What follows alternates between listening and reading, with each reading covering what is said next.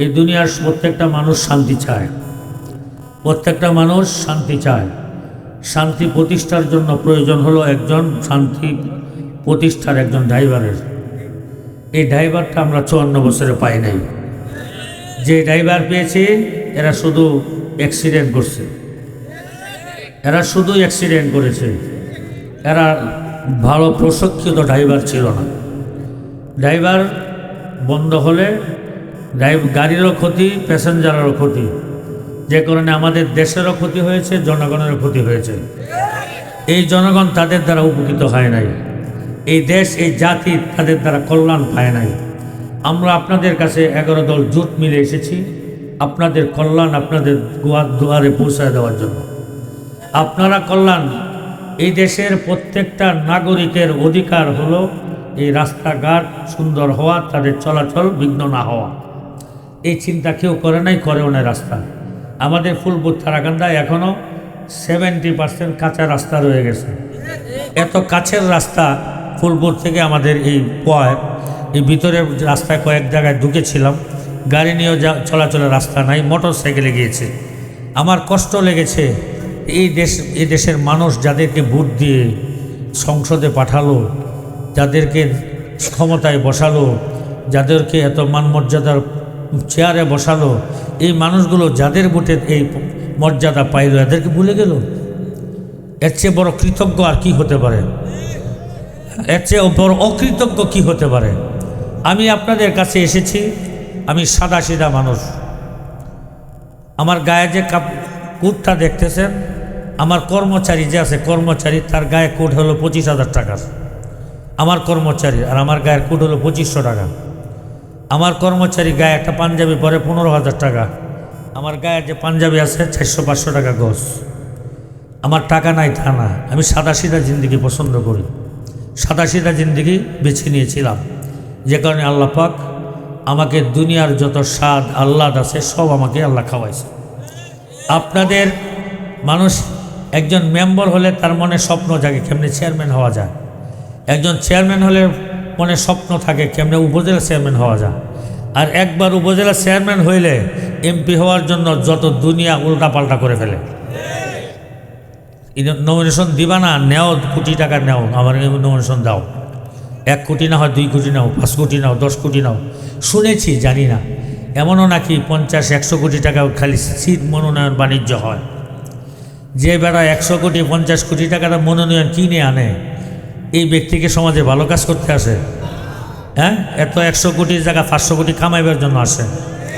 আমার মনোনয়ন চায় না তো লাগে নাই, আমি ইলেকশন করতে আসছিলাম না, আমার নেতা জোর করে পাঠাইছে। আমাদের ফুলপুর থারাকান্দার উলামায়ে কেরাম গণ্যমান্য ব্যক্তি নেতাকে হাতে পায়ে ধরে আমাকে জোর করে বহুদিন চেষ্টা করে আমাকে রাজি করাইছে।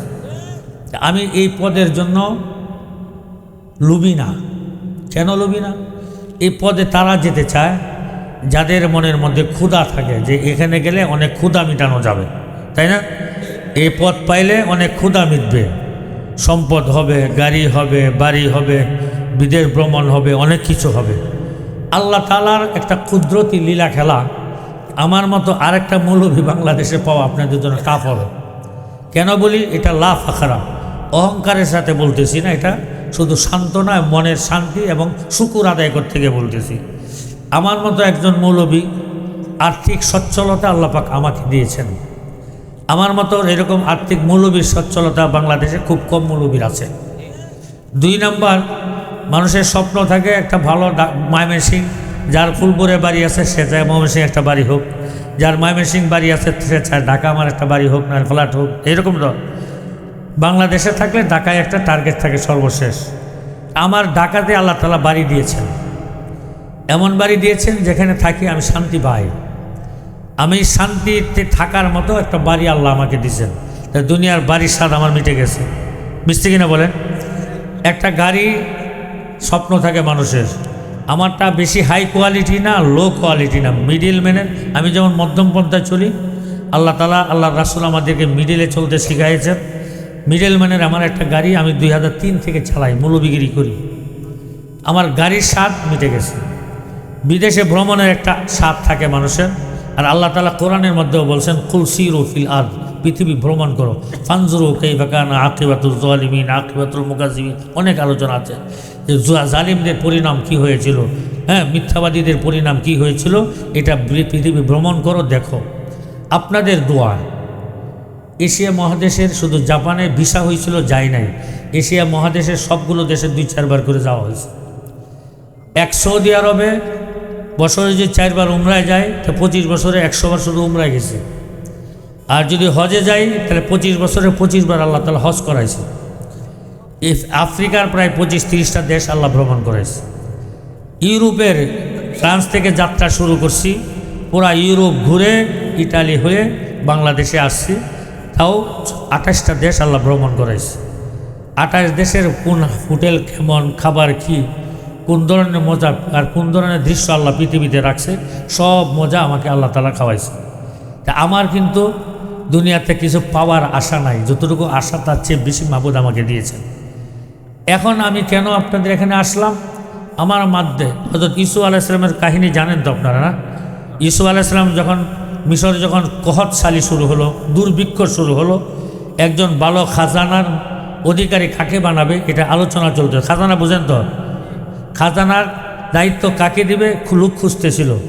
তখন ইউসুফ আলাইহিস সালাম বলছিলেন, এই খাজানার মালিকানা যদি আমাকে দাও, আমাকে যদি খাদ্যমন্ত্রী বানাও, তাহলে আমি তার ভালো চালাতে পারবো। কেন বলেছিলেন? তিনি জানতেন যে খাদ্যমন্ত্রী তাকে বানালে এই খাদ্য থেকে 2 টাকা চুরি কেউ করতে পারবে না।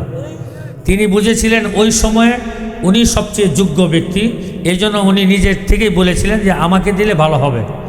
আর আমারও ইচ্ছা হলো যে চুরি ডাকাতি, হাইজাক, ছিনতাই, সন্ত্রাসী, চাঁদাবাজি, রাহাজানি, বাটফারি, সিটারি, মাস্তানি, এই সবগুলো যাদের দিকে দেখছি সব করেছে, এইগুলো থেকে এই দেশের মানুষকে বাঁচাতে হলে আমি মোহাম্মদুল্লাহ যথেষ্ট। এখানে আমি মোহাম্মদুল্লাহ পারফেক্ট। এখানে আমি কি সন্ত্রাসী করতে পারবো? চাঁদাবাজি করতে পারবো? আমি যদি পিস্তল নিয়ে চাঁদাবাজি করতে যাই, কারো কাদের মধ্যে ঠেকায় বলি দে যা আছে বাইর কর, সে মাথা করে চেহারা দেখে হুজুর ঠাট্টা করার জায়গা পান না। কি বলবে? বলবে হুজুর ঠাট্টা করার জায়গা পান না। আমার মতো ব্যক্তি যে সন্ত্রাসী করবে এটা বিশ্বাস হয় আপনাদের? চাঁদাবাজি করবো বিশ্বাস হয়? চুরি করব বিশ্বাস হয়? চুরি করলাম, চুরি করলে 2টা কারণে চুরি করে, একটা চোখের ক্ষুধা, একটা পেটের ক্ষুধা। আমার তো পেটের ক্ষুধা নাই, চোখের ক্ষুধাও নাই, কেন চুরি করব? দুনিয়াদার মানুষ যারা, দুনিয়াদার, যাদের দুনিয়া এত বেশি দেওয়ার পরেও তাদের দুনিয়ার তৃপ্তি হয় না। হাদিসে আল্লাহ রাসূল বলছেন, মেশকাত শরীফ, তিরমিজি শরীফে হাদিস আছে যে তার মুখের মধ্যে কবরের মাটি না দেওয়া পর্যন্ত তার পেট ভরে না। কিন্তু আমাদের পেট তো আল্লাহ তাআলা জন্মগতভাবে ভরে পাঠাইছে। আমরা জন্মগতভাবে পেট ভরে দুনিয়াতে আসছি, দুনিয়ার কোনো চাহিদা আমাদের নাই। এই জন্য আপনাদেরকে বলবো, আপনারা যদি এই আরেকটা জরুরি বক্তব্য, এটা খেয়াল করে শুনেন। আরেকটা জরুরি বক্তব্য হলো, আমরা সামাজিক জীব, তাই না? মানুষ সামাজিক জীব। সমাজ যত সুন্দর, মানুষের আখলাক তত সুন্দর। সমাজ যত সুন্দর, আমাদের ছেলে মেয়েদের ভবিষ্যৎ তত সুন্দর। আমাদের সমাজে যদি সন্ত্রাসী, চাঁদাবাজি হয়, আমাদের সমাজে যদি মারামারি, কাটাকাটি, হানাহানি হয়, আমাদের সমাজে যদি বাটপারি, সিটারি হয়, আমাদের সমাজে যদি সুদ ঘুষের ব্যবসা হয়, আমাদের সমাজে যদি মদের আড্ডা বসে, তাহলে কি এই সমাজ ভালো বলা যাবে? এইগুলো কারা বন্ধ করবে? যারা মদ খায় তারা মদের আসর বন্ধ করবে? যারা সুদ খায় তারা সুদ বন্ধ করবে? যারা ঘুষ খায় তারা ঘুষ বন্ধ করবে? যারা সন্ত্রাসী করে তারা সন্ত্রাসী বন্ধ করবে? যারা চাঁদাবাজি করে তারা চাঁদাবাজি বন্ধ করবে? যারা এইগুলো করে না, ভালো মানুষ, তারা এইগুলো বন্ধ করবে। এখন আপনারা বেছে নেন এই লোকগুলোর মধ্যে কে ভালো মানুষ। আরেকটা কথা বলবো, এমন জায়গায় ভোট দিবেন না যে ভোটটা আপনার নষ্ট হবে, কাজে আসবে না। এটা বুঝেন আপনারা? একটা ভোট এই সময় অনেক দামি জিনিস। এমন জায়গায় একটা ভোট দিবেন না যে ভোটটা সে নিজেও পাস করতে পারবে না, একজন ভালো মানুষ পাস করার মধ্যে বাধা হয়ে দাঁড়াবে। এই জন্য ভোট হিসাব নিকাশ করে দিবেন, বিবেকের কাছে জিজ্ঞাসা করবেন। আল্লাহ তাআলা আপনাকে আমাকে বিবেক দিয়েছেন, যে বিবেক আপনাকে কি সাড়া দেয়, যে কার দ্বারাই দেশে শান্তি হবে, কার দ্বারাই দেশের মানুষ ভালো থাকবে, কার দ্বারাই সন্ত্রাসী বন্ধ হবে, কে এই সমাজটাকে সুন্দরভাবে চালাবে, কে এই কাঁচা রাস্তাগুলো পাকা করবে, চুরি করে খাবে না, কে স্কুল কলেজ মাদ্রাসা মসজিদ নির্মাণ করবে, কে যুবকদের চাকরির ব্যবস্থা করবে, কে যা যুবকদের জন্য মেহনত করবে, যুবকদের পিছনে কে সময় দিবে, এই সব চিন্তা করে আপনারা বিবেক বুদ্ধিকে জিজ্ঞাসা করে সিদ্ধান্ত নেবেন। পারবেন নাকি নির্বাচনের আগের রাত 500-1000 টাকা দিয়ে মাথা বিক্রি করবেন? করবেন? সাবধান। একটা গরুর মাথার দাম 5-6 হাজার টাকা, তাই না? বাজারে গরুর মাথা কিনতে গেলে 5-6 হাজার টাকা লাগে না? একটা গরুর মাথার দাম যদি 5-6 হাজার টাকা হয়, একজন মুসলমানের ইমানের দাম কি 500 টাকা বিক্রি হয়? আপনারা কি এত নিচু নেমে গেছেন? আমি বিশ্বাস করি পয়ারবাসী আপনারা যারা আছেন, আপনার ইনসাফের পক্ষে থাকবেন। ইনসাফ প্রতিষ্ঠা হবে এই জমিনে, ন্যায় বিচার প্রতিষ্ঠা হবে এই জমিনে, মিথ্যা মামলা দিয়ে কাউকে হয়রানি করা হবে না, আইনের শাসন প্রতিষ্ঠা হবে, সন্ত্রাসী চাঁদাবাজের নখ দর্ভং ভেঙে দেওয়া হবে, সন্ত্রাসী চাঁদাবাজির জায়গা ফুলপুর তারাকান্দা হবে না, গুন্ডা মাস্তানের জায়গা হবে না, ইনশাল্লাহ এখানে মদ গাঁজার ব্যবসা হবে না, সুদ ঘুষের ব্যবসা হবে না। আপনার একটা কারেন্টের লাইন আনতে গেলে টাকা দিতে হয়, একটা ট্রেড লাইসেন্স করতে গেলে টাকা দিতে হয়, একটা জমির খাজনা খারিজ করতে গেলে টাকা দিতে হয়।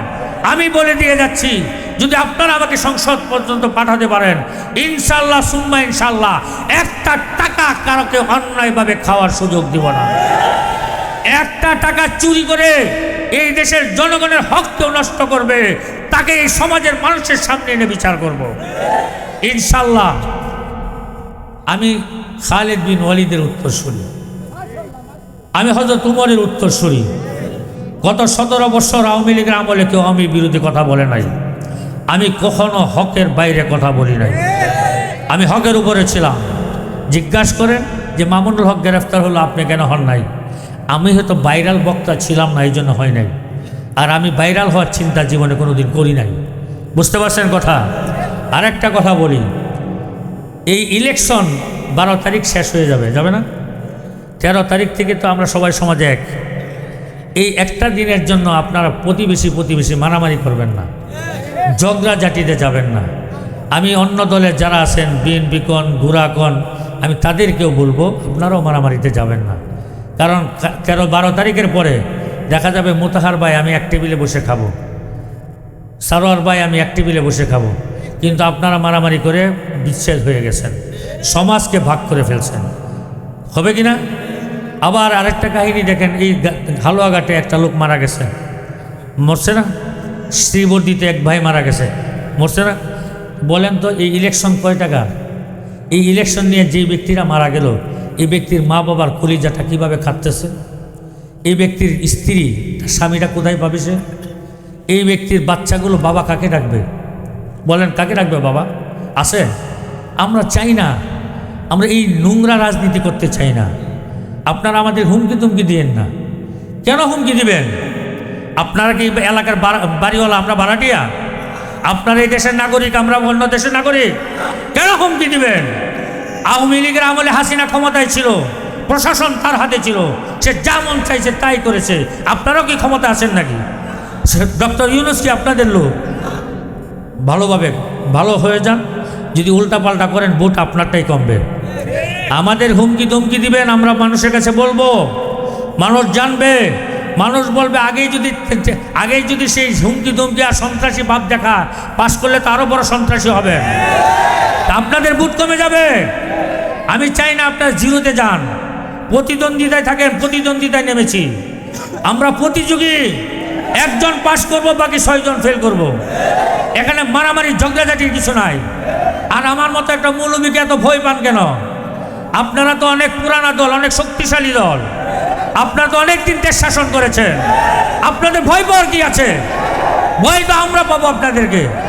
এত ভয় যদি এখনই পান, পরে কি হবে? পরে কি হবে আপনাদের? আপনারা এই ঝগড়াঝাটির যাবেন না। আমি আমার লোক যারা আপনাদেরকে বলছি, তারা যদি পায়ে পড়ে ঝগড়া করতে চায় সরে যাবেন। কেন?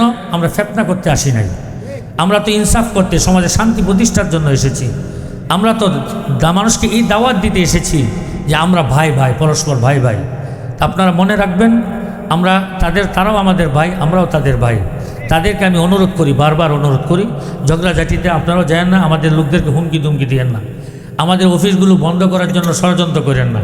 আমাদের অনেক পেনাগুলো ছিঁড়ে ফেলছেন, অন্যরা অভিযোগ দিতে পারে, আমি আপনাদের নামে অভিযোগ করি নাই।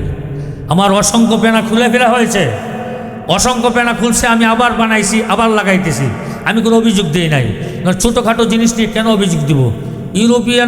ইউরোপীয় ইউনিয়নের সদস্যরা আমার সাথে সাক্ষাৎকার নিয়েছে, আমাকে বলেছিল নির্বাচনী পরিবেশ কেমন, কোনো সমস্যা আছে কি না।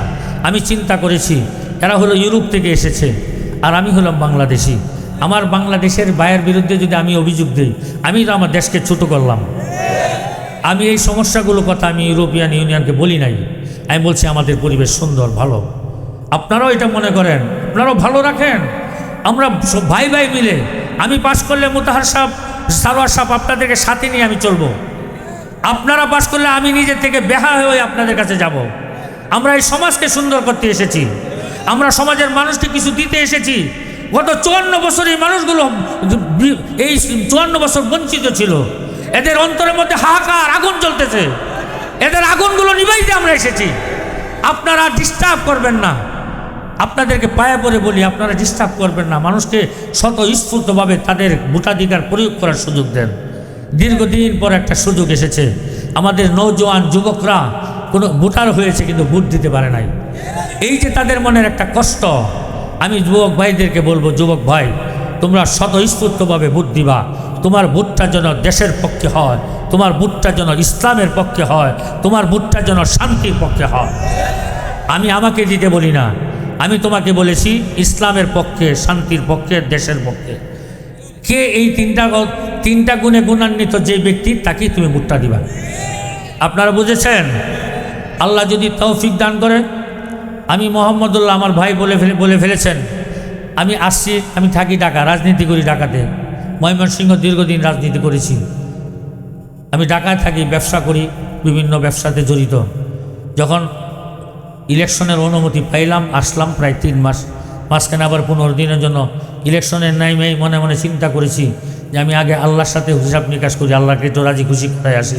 এটা তো বিশাল কাজ, লক্ষ লক্ষ মানুষের আমানত থাকবে আমার কাছে, লক্ষ লক্ষ মানুষের আমানত থাকবে আমার কাছে, ইনসাফ থাকবে আমার কাছে। আজকে দুনিয়াতে যদি একচুল পরিমাণ বেইনসাফি করি, তো কিয়ামতের দিন আল্লাহর কাছে আমি কি জবাব দিব? আমি কি এটা পারবো কি পারবো না? আমি আল্লাহর ঘরে গিয়ে আল্লাহর কাছে বারবার আমি এই দোয়া করছি, আল্লাহ আমি এই কাজে যেতে চাই না, কিন্তু যাবো কি না, আমাকে কোনোভাবে ইশারা ইঙ্গিতে একটু রাস্তা দেখাও। ইস্তেখারা করে পাইলাম যে আমার দ্বারা এটা সম্ভব, আমি আসছি। আমি অন্যদের মতো ক্ষমতা দখল করতে আসি নাই, আমি ইস্তেখারা করে এটার সমাধান পেয়ে তারপরে মাঠে নেমেছি। মাত্র 3 মাসের মধ্যে 15 দিন উমরা চলে গেছে, 2.5 মাস। আমাদের সেই কাশীগঞ্জ, তারাকান্দার কাশীগঞ্জ থেকে ফুলপুরের লাশ কাশীগঞ্জ প্রায় 40 কিলোমিটার রাস্তা, শত শত বাজার, আর গ্রামে তো শেষ নাই। প্রাণপণে চেষ্টা করেছি সকলের দুয়ারে যাওয়ার জন্য, কিন্তু সময়ের অভাবে পেরে উঠি নাই। যাদের কাছে যেতে পারি নাই তাদের কাছ থেকে আমার পক্ষ থেকে সংবাদ পৌঁছে দিবেন, আল্লাহ ইলেকশনের পরে আমি তাদের দুয়ার পর্যন্ত যাব, ইনশাল্লাহ যাব, যদি আল্লাহ বাঁচিয়ে রাখেন। এবং উন্নয়নের যে প্রতিশ্রুতি দিয়েছি, আগামী 5 বছর যদি আমি কাজ করি, আমার 11 দলের ভাই, আরও 6 জন প্রার্থী আছেন ভাই, তাদের সবাইকে নিয়ে, আমার এই 11 দলের মধ্যে আরও 2 জন প্রার্থী ছিলেন, সুজন ভাই, মতিউর রহমান ভাই, আমি সবাইকে নিয়ে একেবারে বিশ্লেষণ করে কোন জায়গায় কোথায় কোন কাজটা আগে করব, কোনটা পরে করব, আমি সুন্দরভাবে সাজায় দেব ফুলপুর তারাকান্দাকে। আমি কি কারণে এটা করব? আমি আজকে আসি, কালকে মরে যেতে পারি, আমার বিশ্বাস আমি মরে যাব, আগামী 100 বছর এই দেশের জনগণ, পরবর্তী জেনারেশন তাদের পক্ষে আমাকে ধারণ করবে। আমি মানুষের অন্তরে জায়গা চাই, যারা অন্তরে জায়গা পায় নাই তারা দেশ ছেড়ে পালাইছে। আমাদের খালেদা জিয়া, তিনি দেশপ্রেমিক ছিলেন, কিন্তু তারেক জিয়ার ব্যাপারে আমার সন্দেহ আছে। কেন? তারেক জিয়াকে যখন 2008 সালে তত্ত্বাবধায়ক সরকার বিদেশে পাঠানোর জন্য চেষ্টা করেছিল, হাসিনাকেও চেষ্টা করেছিল, হাসিনা দেশ ছেড়ে গেছে গা, খালেদা জিয়া বলছিল আমি মরলে এই দেশে, বাঁচলেও এই দেশে। কিন্তু আমাদের তারেক জিয়াকে যখন বলছে তখন তিনি লন্ডন চলে গেছেন। তা খালেদা জিয়া তারেক জিয়ার প্রেম কি এক সমান? সমান বলেন। আমরা তো সারা জীবন বিএনপি লুকি ছিলাম। খালেদা জিয়ার মতো একজন দেশপ্রেমিককে হারাইছি, আর কোনো ভালো দেশপ্রেমিক আমাদের চোখে পড়ে নাই, এই জন্য ছেড়ে দিয়েছি। আমরা দেশপ্রেমিক, এই দেশকে ভালোবাসি, এই দেশের মাটির সাথে আমাদের নাবির টান রয়েছে, সম্পর্ক রয়েছে। আমরা মরলেও এই দেশে মরব, বাঁচলেও এই দেশে বাঁচব। সেই উসমান হাদির মতো এই দেশের স্বাধীনতা নিয়ে, এই দেশের সার্বভৌমত্ব নিয়ে ভারতের আধিপত্যবাদ বিরোধী আন্দোলন করতে করতে জীবনের শেষ বিন্দু পর্যন্ত উৎসর্গ করব। কিন্তু আমার এই দেশকে আর কখনো শিয়াল আর শকুনকে খেতে দেব না। এই দেশের আর একটা টাকা বিদেশে পাচার হতে দিব না। এই দেশের মানুষকে আর বঞ্চিত হতে দিব না। এই দেশের মানুষের সুখ যত পর্যন্ত সুখ পৌঁছাতে না পারবো ততদিন পর্যন্ত মেহনত করব। সর্বশেষ কথা, আপনারা কি আমার সাথে আছেন? আমার সাথে আছেন? সকলেই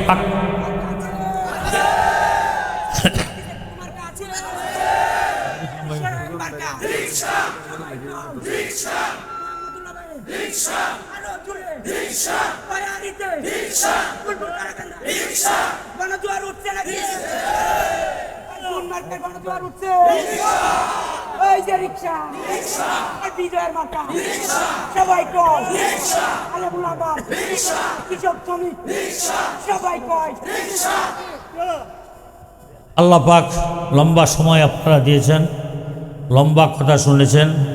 যেহেতু আপনার পাশের গ্রামের, আমার বাড়ি পাশের ইউনিয়নে, আমরা আপনারা খুব কাছের প্রতিবেশী, তাই না? খুব কাছের প্রতিবেশী। আমি চাইব এটা যে আপনারা এই পরিমাণে ভোট দিবেন, এই ভোট পেয়ে যেন আমার নেতা খুশি হয়ে যান। আর আমার নেতা খুশি হয়, আমার জামাতের নেতা খুশি হয়, পরিমাণ যদি বেশি হয়, আমরা একটা বড় দল, জামাতের পরে